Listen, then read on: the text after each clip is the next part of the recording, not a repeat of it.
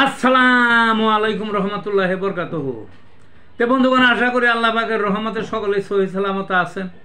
তে কবি Gazi Akkas Ali YouTube channel 017140885009 এর পক্ষ থেকে আপনাদের সকলের প্রতি রইল একান্ত আন্তরিক শুভেচ্ছা ভালোবাসা।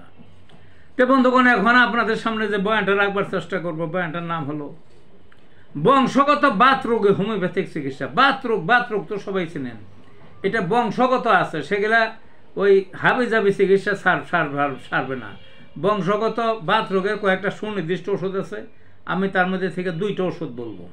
বংশগত বাত কি? ওই মা, ওই দাদা দাদি, নানা নানি, মা বাপ এরা বাত রোগে ভুগত, তার সন্তানেরা পূর্বপুরুষের থেকেই চলে, তার সন্তানেরা বংশগতভাবে এই বাত রোগে আক্রান্ত হচ্ছে।